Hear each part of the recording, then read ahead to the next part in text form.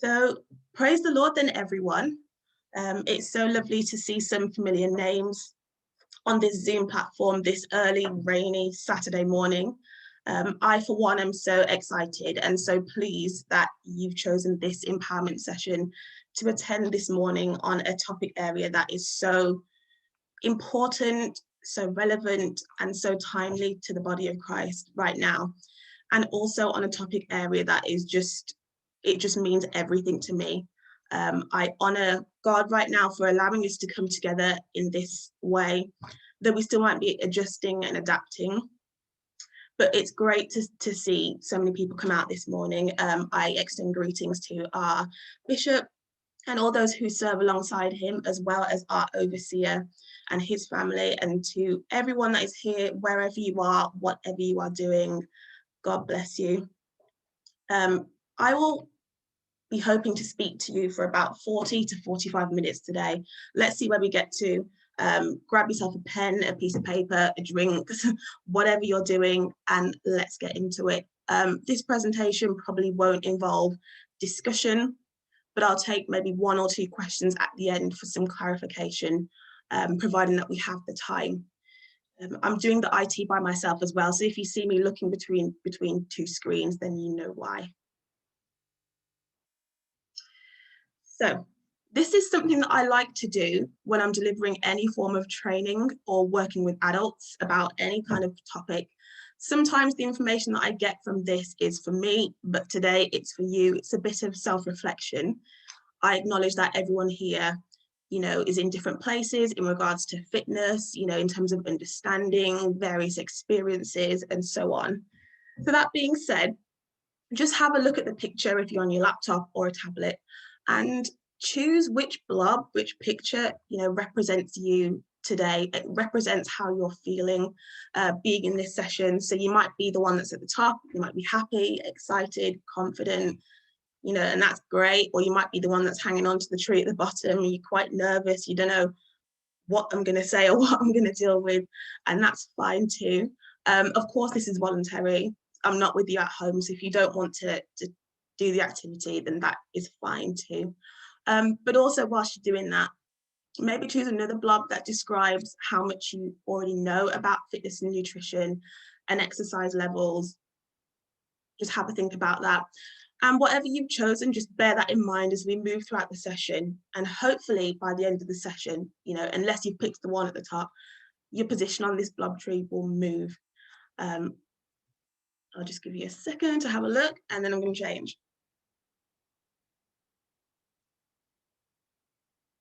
Fantastic. So before us, I've put our aims and objectives because it's always good to know why we're coming here and what we're looking to take away.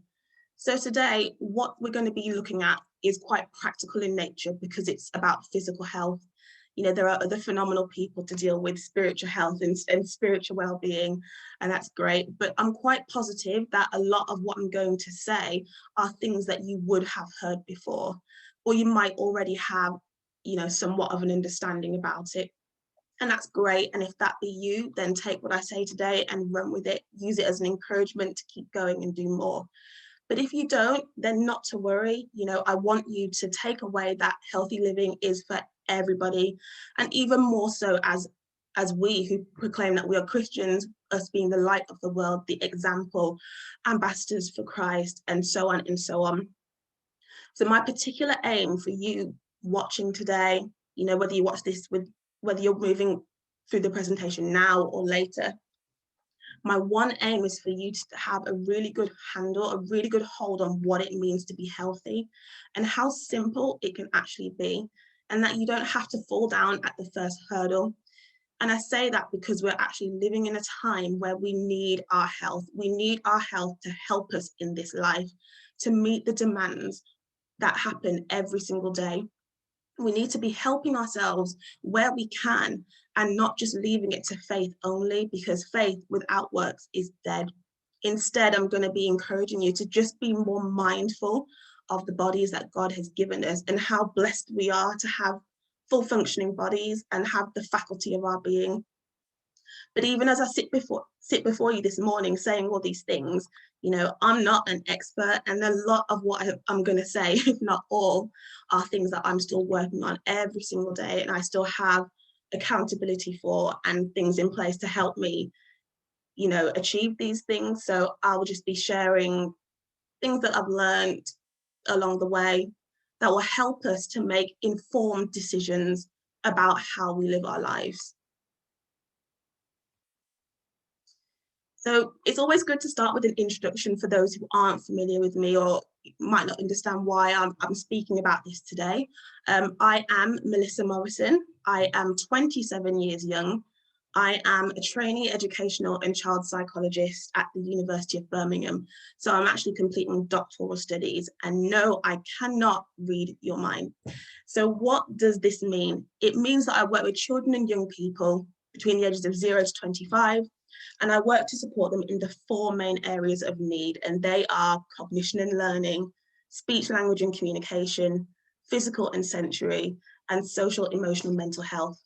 And so throughout the years that I've been working in psychology, I have developed specialisms, and they are in the areas of youth offending, adverse childhood experiences, autism spectrum disorder, and also the art of supervision. So I'm very passionate about supervising and mentoring fellow colleagues, fellow employees, making sure that they're trained to standard and pulling out the best practice out of them. But you're probably thinking, why are you here today? One of the things that I love to do the most, if you know me very well, is lift heavy weights. I love to strength train. Hopefully you'll see it in these pictures before you, some of the things I do around powerlifting. So if you're familiar with the squat, the bench, the deadlift, some tire flipping, some strongman, and I am so proud of it. I'm so proud to be strong. I'm so proud to be able to have movement, and I really don't take it for granted. I'm part of a phenomenal fitness community, and I have to give them a mention because my coach might be watching this right now. But MSC Performance, just a bunch of fantastic people that want to get better every day, where I'm programmed and held to account. So most of the time, this is what you'll find me doing. But if you have any questions in relation to this, you can ask me at the end. You can reach me we can talk about that later. But that's just an introduction to who I am and what I do in relation to nutrition, fitness and exercise. Alongside this, you'll see me running, boxing, playing basketball. If there's an activity that involves sport, more likely you'll find me doing it. So, should people of faith care about fitness and exercise and nutrition? And the simple answer is yes. So the scripture before you that you can turn to wherever you are, I've placed it on the screen as well, is in 1 Corinthians 6, verse 19 to 20, that says, what? Know ye not that your body is the temple of the Holy Ghost, which is in you, which ye have of God? Ye are not your own, for ye are bought with a price. Therefore glorify God in your body and in your spirit, which are God's. So the Bible is speaking about our bodies being temples of God, and that we're actually bought with a high price. Now, when we speak about fitness and nutrition, some people might argue, well, not really. And they'll often point me to, 1 Timothy 4, verse 8, which in the King James Version says, for bodily exercise profiteth little. And they'll just stop there. Bodily exercise profiteth little. And I agree to some extent because, our spiritual being and our spiritual man has more value in comparison to physical well-being, because it has value for now and the life that's to come, because essentially we are living for the other side.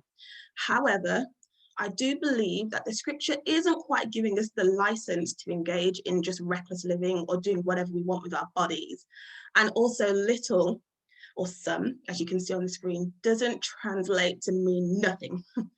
Two extremes. So physical exercise might not have as much value as spiritual well-being or our spiritual bodies, but it still has value, and there's still a place for it in our lives. So here are some points to think about. God cares about our bodies. He's made us, he's trusted us with a human body, and I'm sure that God wants us to maintain it. If we as Christians are out here declaring that we worship God, we honor God, then don't you think that we would want to honor God with our bodies too. What we should be thinking about here as believers is about stewardship, which is our responsibility. When it comes to stewardship, it's not something that God's going to come and do for us. It's about our management and our responsibility, because as the scripture said, we are bought with a price.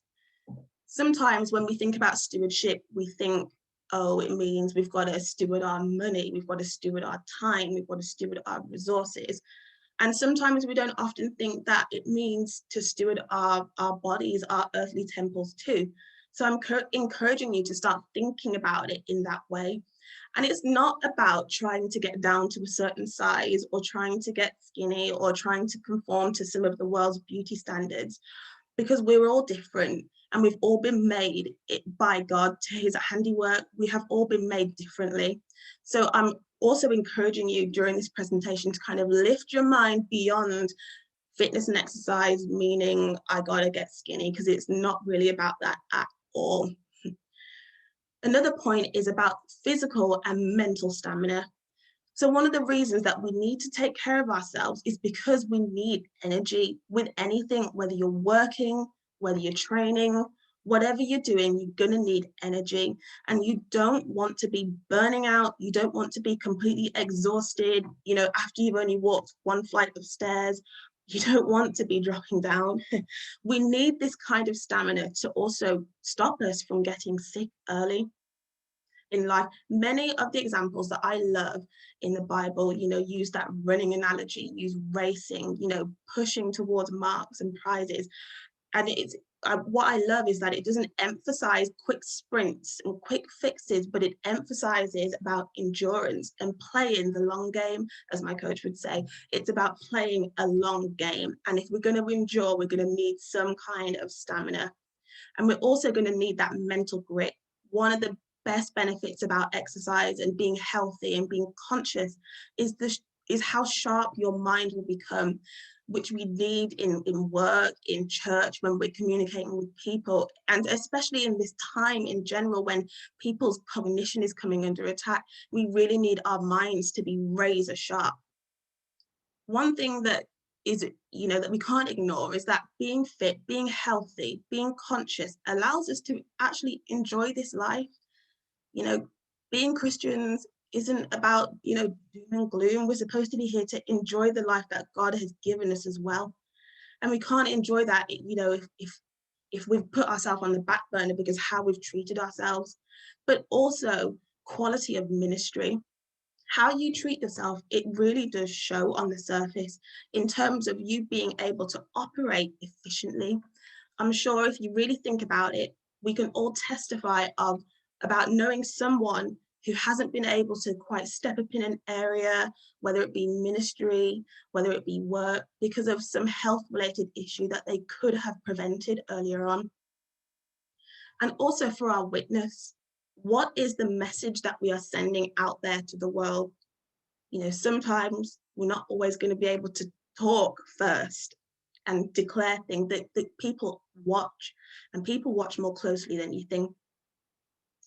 One thing that I love about the fitness world and nutrition world and physical exercise world is that it allows you to go into certain types of environments, thinking about our witness, going beyond the four walls of the church. I know I can speak for me that just being in certain places at certain times has allowed me to build really strong relationships with people that I never would meet on maybe on a day-to-day basis. But it's allowed me to be in, spaces, namely my gym. And, I wear my heart on my sleeve. I'm lively, I'm kind. And I've noticed that people begin to ask questions. People want to know about you. People want to know about why you're always so happy. People want to know why you have hope, why you train your body, why you put yourself under discipline. And what happens is that it begins to open that door for you to put Jesus in. It's a fantastic way that I really can hold my hand up to, because I have had through these relationships, people asking me, about church life or churches that they can go to or places to start, or I've had people come out of lockdown at my gym and ask for Bible studies that they can join, and Mel, I want to talk to you because I know that you know about this life, and that's absolutely phenomenal. So that's always something to think about, is our witness. Our witness isn't just reserved for just Sunday at church, but it's about reaching people out there where they are too. So I've said a lot so far about fitness, and I've kind of used certain words and certain terms, and you're probably thinking, well, what is fitness? What is it? So as I have stressed, being fit as a Christian, or in general for anybody, is just about being intentional and stewarding the body that God has given us, which I have mentioned before. And it's not just about vanity purposes only. So let's try and just free our minds from that prevailing narrative that it's about being slim or eating salad with no dressing every day and constantly being in a state of restriction, or I can't have this and I can't have that. But let's have a look at the 5 key components of what fitness actually is. So you'll see this pie chart on the screen, and in no order, our first one is muscular endurance. So that's our body's ability to do something over and over repeatedly. And then we have muscular strength, and that is your ability to perform 1 rep with maximum force. So for example, a push-up. We also have flexibility, and that talks about our range of motion in our joints. And simply put, that's just our ability to move. And it's really good to have flexibility because it's going to help reduce injuries. And as you move, you're just going to feel more comfortable. And we also have body composition, which is the amount of fat, muscle, and lean tissue that's in our bodies. And we can look at that according to height, weight, and this is controlled by the way we eat, how we exercise, how much, how little, and how much we recover. It all plays a part in, what we look like on the outside. And our last one is cardio.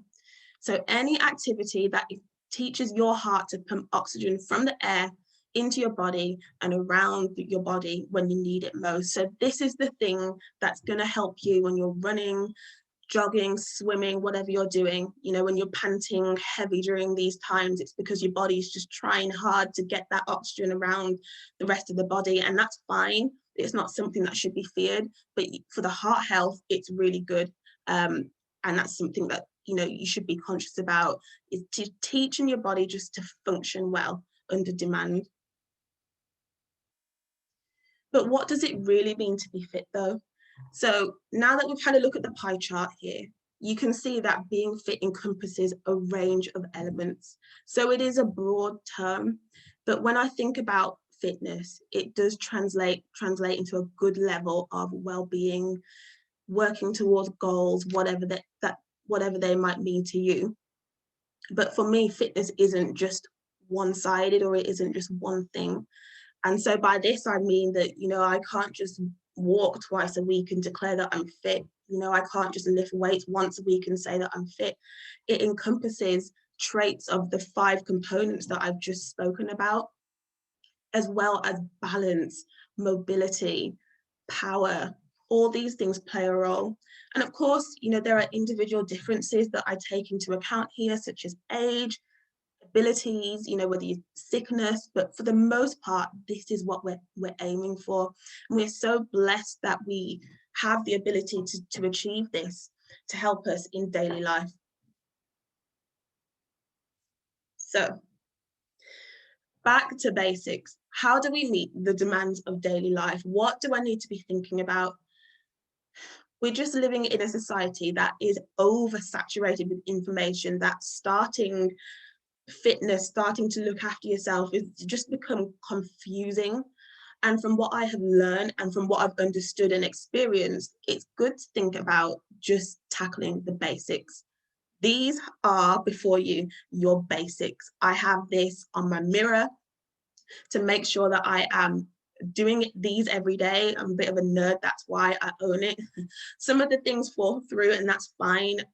We're all subject to slip-ups sometimes, but these are your basics. Know them, love them, rehearse them, learn them. If you don't remember anything else that I say to you today, remember the basics, which are 1, nutrition, 2, water, 3, steps, movement and exercise, and 4, sleep. If you can get a handle on these basic things, then you really are in it to win and you cannot go wrong. They sound so simple, but they can be put on the back burner. It's no secret that when you take care of these basic things, everything else will fall into place. You know, if you've got goals about looking a certain way, if you want to perform in a certain way, if you just want to feel more able, if you take care of the basics, then that will happen. This is where our energy needs to be. So feel free to screenshot this, to, take a photo, to draw it out, write it down. This is where our energy needs to be. So let's look into these a little bit further. Nutrition. Okay, as you can see here, we've got our food groups clearly illustrated. And the first thing that I want you to know is that you can eat everything on here and still be healthy. In regards to diet culture, diet, food, what I can, what I can't, there's just too much out there, in my opinion, in regards to it. And we're getting into all kinds of trouble in regards to, disorders and yo-yo dieting. There's just too much trends. But the bottom line is you can eat all of it, when you manage it well. You don't have to cut food groups out. Obviously, if you're allergic to something, you have an intolerance, you're a vegetarian, vegan, or for whatever other reason, then so be it. But fundamentally, you don't have to cut things out. I wouldn't recommend cutting out any food group without advice from a registered dietitian, your local GP, or if you're into performance training, strength training, then advice from your coach that knows you well enough to be able to advise, as opposed to information from TV, magazines, YouTube, and so forth and so forth. So let's think about it. We have our carbohydrates. Look at how big that is on the picture. It takes up a whole heap of space. This is where we get our energy from. It fuels every single activity, even the bread too. It fuels all of our activities, and that goes from the individual who's the athlete to those who are just focusing on just breathing and making it through the day. We need our carbs, I'm going to touch on that in a minute. We also have our protein and dairy. That's so important for repairing our bodies when we've had hectic days, when we've beaten our bodies through the gym, maintaining and developing our muscles. Now that goes for whatever your goals are, especially around body composition. You need protein if you're trying to put on weight, or if you're trying to lose weight, or if you just want to be healthy. You need your protein. We also have our fats and our sugars, and we need these for our brain functioning and energy because it helps us to absorb the vitamins, vitamin D, vitamin A, vitamin E. It helps us to kind of take in all the vitamins and put it in the appropriate places. But, it's the smallest piece, which means we can't be excessive on this. So, for example, olive oils, cooking oils, sugars, you just can't go over, especially on saturated fat, butters, we're not really advised to go that way. But this is good news. So don't feel guilty for having that Twix, that chocolate bar, a couple of sweets in church. You can have sugar and still be healthy. It's part of a whole diet. And you don't have to feel guilty about burning it off immediately. You don't have to feel worried or, that you're being judged. No. We also have fruit and vegetables, which makes up another large portion of our healthy diet. I think we've all got room to do better with this. I know I've got room to do better with this, but we can all, go away and just think about our daily intake, because it does make up a third of what we should have each day, because this is where we do get our minerals from. Vegetables and fruits are cheap also, and there's so much variety. So there's so much to do with that. And so this is our food plate. So just be reassured that you do not have to cut anything out. So when we're thinking about our approach to nutrition, some people might, leave my presentation today and want to make some changes, which would be great. And you might not know where to start. So I've provided some things for you to think about if you weren't sure what to do. And so just like I mentioned, protein is so important. Protein for me is king. It is fantastic for cutting cravings. If you find yourself picking up biscuits throughout the day, or if you find yourself just hungry all the time, protein is fantastic for cutting those cravings, but also for building muscle mass. Muscle is good. If you're trying to change your composition, whether you're trying to, as I said before, put on weight, gain weight, maintain, it is good for making our bones stronger. Why do we need our bones to be strong? Well, to help us as we move throughout the aging cycle. And also protein helps our recovery. Anything really. We just need to make sure that we're getting a really good quality piece of protein in all of our meals, and snacks too where possible. So also keeping it colourful. So if you look, whenever you're eating, take that second to just look at your plate. And if it's beige, cream, tan, those kind of shades, consider adding in a colour or two or three. Keep it colourful. We've also got reframing. So never look at food as things that you can't have, but just try and think, well, what can I have? What can I create? What can I put together? Don't skip meals, especially breakfast. Don't skip your meals. And then trying to, cram them at the end of the day, as I've seen, or, don't skip meals and then just try and have one, fat meal at the end of the day. It just doesn't work. It's not going to help you.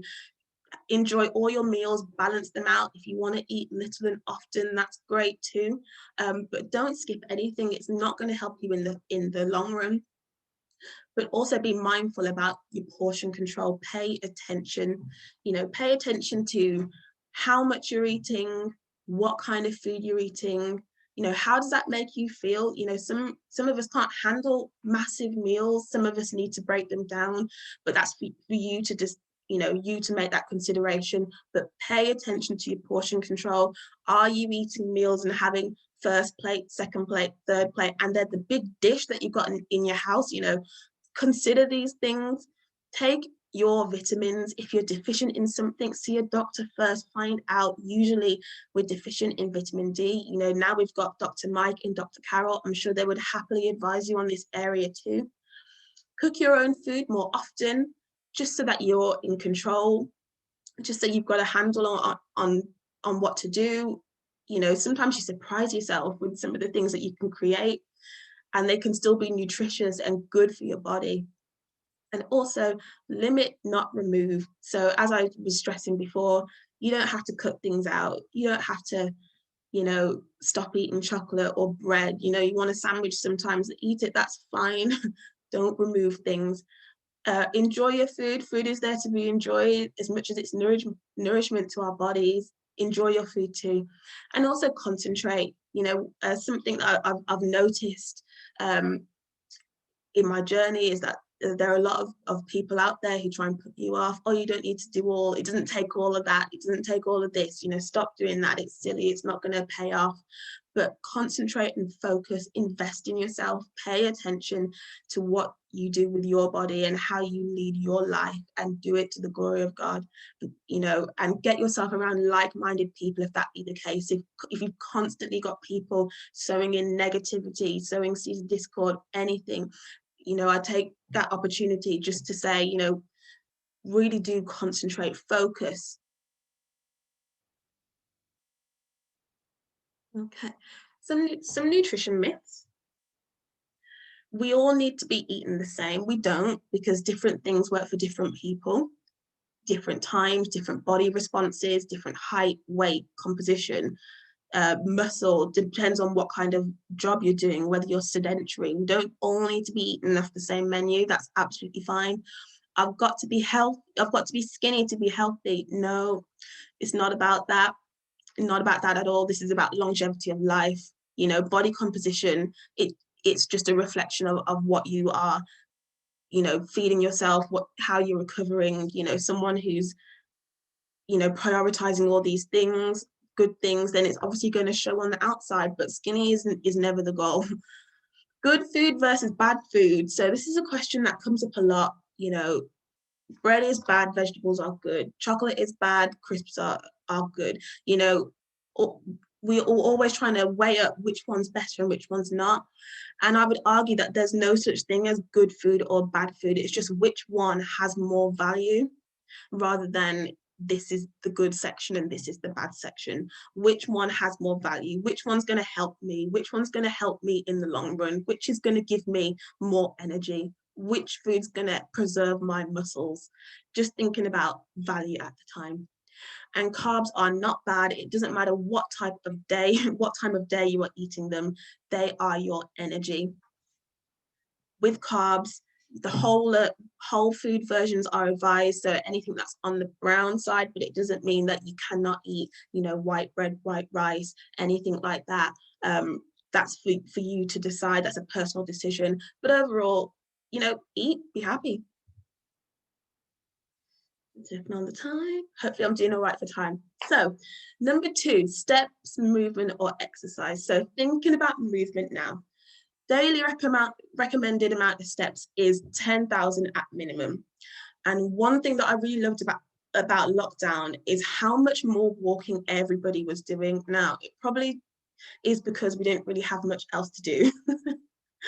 But what I loved seeing was that everybody was just outside, multiple walks, going for miles. Some people were even getting creative and going hiking.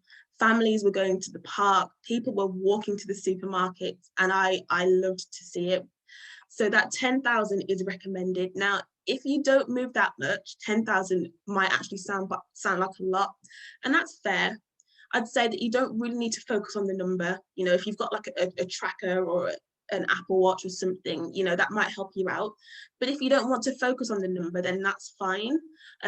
You can just go outside and say, I'm going to walk for 5-10 minutes, build yourself up.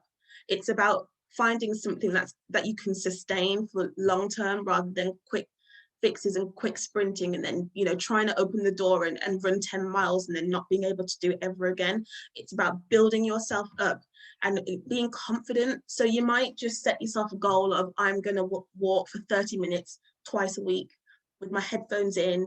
I'm going to phone a friend and just go. And that's great. That's all you need to do to start, is just building yourself up gradually. So why do we exercise? We exercise for our minds, that peace, that clarity. Everything's so cognitively demanding now, whether it be our job, in the church, work, family. Sometimes it's just nice to just get that peace of mind and that space just to clear everything off. We also exercise for our bodies. I want to be in shape. Let's be honest. I want to be in shape. I want to stay at a healthy weight that's sustainable for me and that I can manage well into my 30s and beyond. I want to teach my heart how to pump oxygen around my body when I need it most, so that I can be sustained throughout the day. And the endorphins, the enjoyment that comes, is something that keeps me in the game, keeps me going. So I exercise for the joy too, the happiness that I experience when I'm training. Some people say that when they're doing exercise, whatever that might be, that at that moment it's painful, but then they comment on the after effects that actually, I don't regret that. I feel really happy. I really enjoyed that. And then they want to go back again. That's what it's about. But we also train, for our resilience. We develop discipline. And this discipline isn't just limited to exercise, because what I found is that the discipline and the routine and the structure that I developed through strength training just had a knock-on effect in my life, in every area. I can proudly declare that when I was going for my doctoral studies, I got rejected 3 times, and that was a hard knock. But thanks to my coach and my gym, kind of teaching me that mental grit and that resilience. We have our tagline on our t-shirts, "We go again," #we go again. You develop that grit, that discipline, and you just throw yourself back in. And this is something, the resilience that comes out of training, really does have a benefit in everyday life. And also for the confidence, I noticed, or I see people, you know, when they begin to exercise, that confidence, you know, their posture begins to rise, shoulders begin to go back, and nobody can tell them nothing. And I love to see it. I love to see the confidence come out of people when they begin to take on challenges, or they begin to push themselves beyond limits they didn't know they had. I think that's fantastic. And so I really do encourage you to think about, you know, how much exercise are you doing right now? You know, is it a priority in your life? It might not be, but you know, how much are you doing? Where can we start making space for it?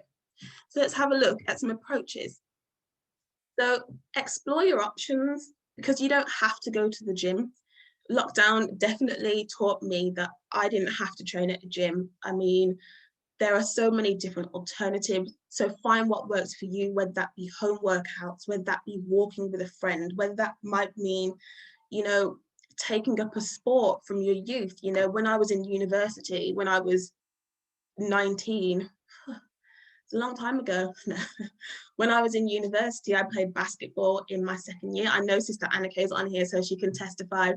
I played basketball, and then I graduated, and then I left it. But recently, you know, I signed back up. You know, I found something else that I really enjoy. You know, I found that I really love to run on a Sunday before church down at Edgbaston Reservoir, because I love the peace by the water. You know, find what works for you. You know, find a friend. Think about when you can get that time in. You know, you might be the morning person, you might be the lunchtime workout, you might be the after work, you know, and you might, you know, those who have jobs that require you to work in the night. You know, now we're seeing the rise in 24-hour gyms. So there is always something, every day something, and everybody can do something. So build up slowly and take your time. Something that Coach Max Hartman would always say is play the long game. It's not about, you know, going crazy, doing the most straight away, because that's how you become prone to injury. But take your time. We're in it for the long run. You know, book yourself into things and get the education and just build your time. Don't watch anybody else.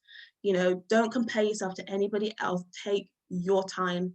And in that, set yourself small goals, small steps that you can do. You can find something to do every day. Find your routine, find your thing. And also seek out proper accountability when it comes to things like exercise. You know, you want like-minded people. There's Facebook groups, there's WhatsApp groups, you know, there are communities that you can join to help you when you begin to start.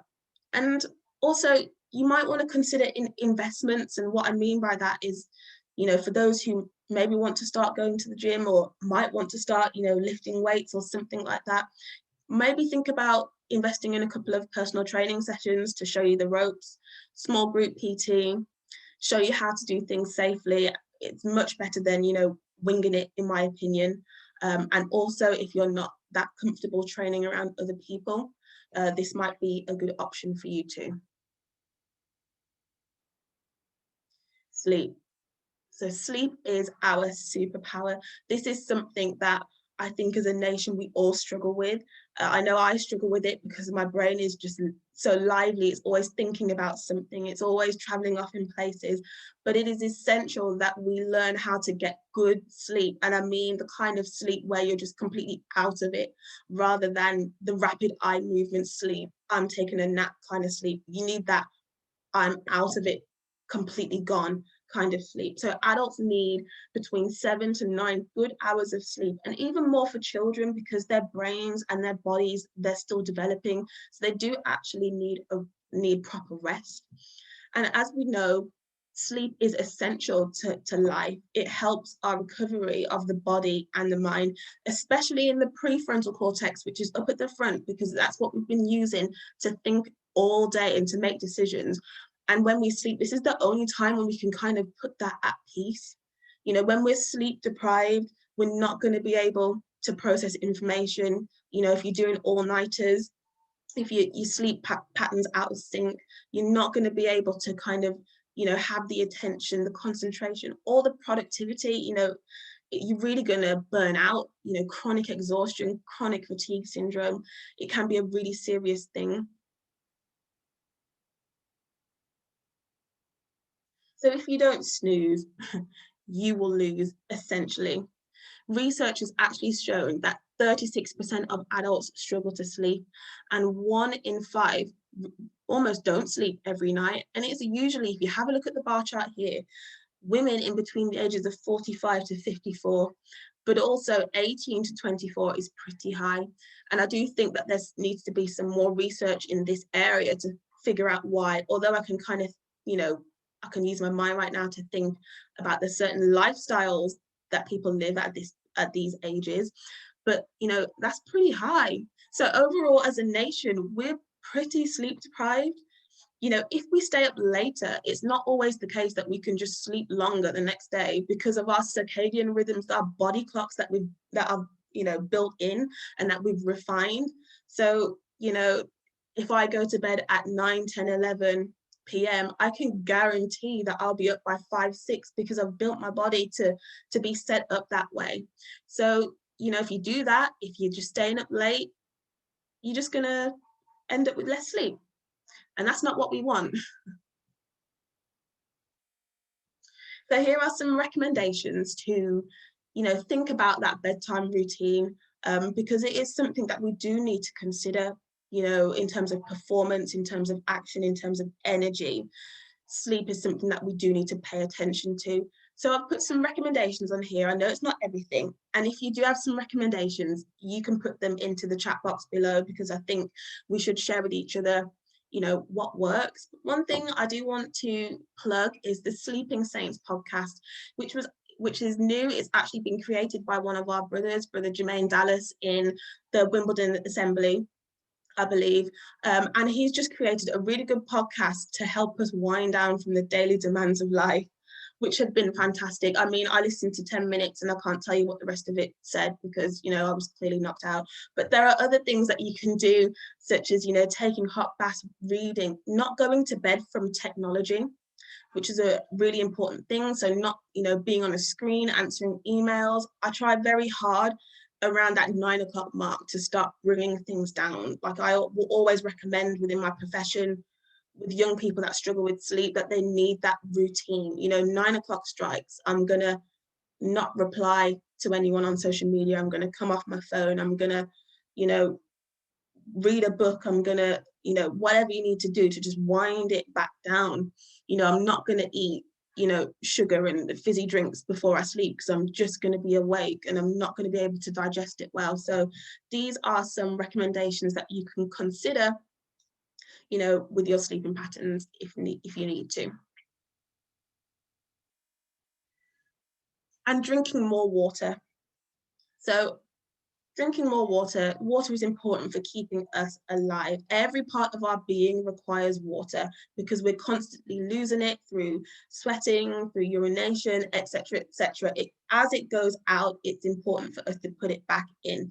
So we're recommended to have about 3 liters approximately a day, which does sound like a lot. So again, it's about building yourself up gradually.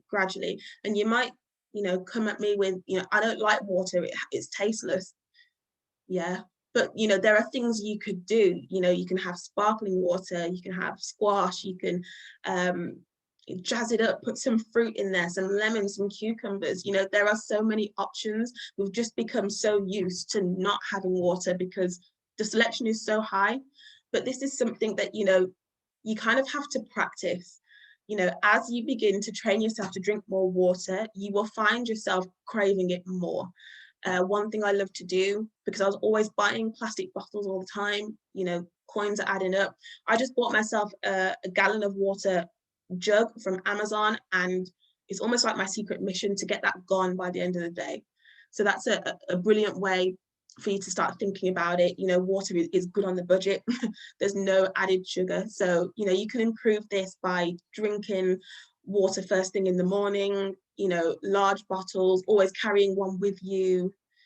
I love a bit of blackcurrant squash, spice it up. So, water is fantastic for improving your skin, your appearance. You begin to glow. It's also helping with your recovery as well.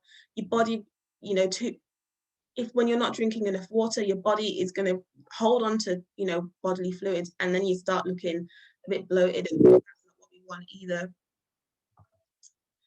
So, and water also will help you to reduce snacking cravings as well. But I guess, when it comes to it, all in all, it's about balance. It's about striking the balance. When we think about physical fitness and health and nutrition in Christendom, it's not about being obsessive. It's not about, vanity purposes only, but it's just about striking that balance. It's about doing things that are sustainable, building habits that you can actually keep up with. We don't lose sight of God. We don't lose sight of the kingdom whilst looking after our bodies, but we value ourselves and we care about what God has given us.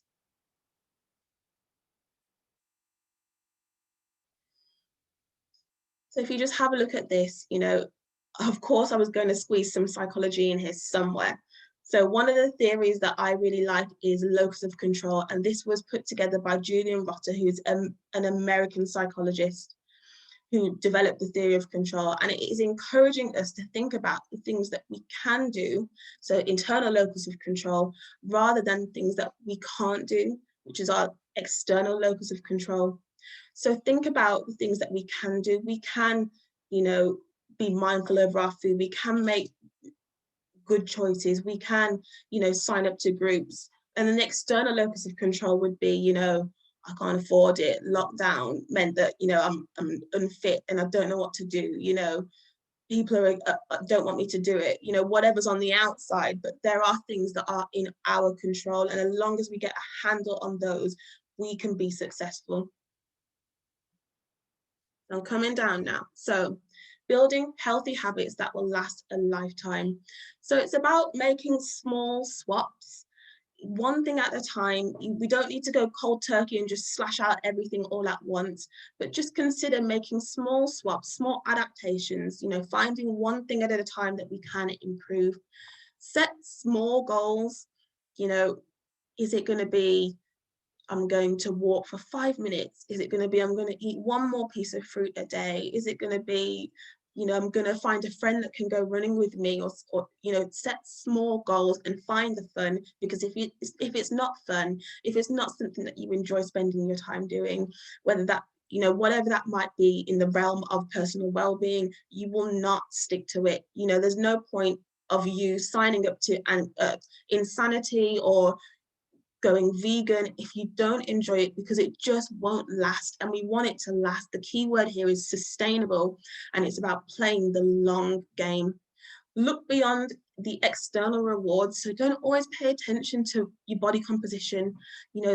Reward yourself. Look at the other rewards. Look at your energy, look at skin, look at how you feel, your performance at work. Is your mind sharper? Is your body more able? There are so many other rewards in fitness and personal well-being than what you look like. And also recognizing your triggers. If there are things in your life that are causing you to fall, it would make sense that we would do something about them. If you know that at certain times, of the day, I just binge on certain kind of cookies, maybe it's because in your meals, as I was talking about before, there wasn't enough protein in them. So recognize those triggers and seek to work around them. And also organization.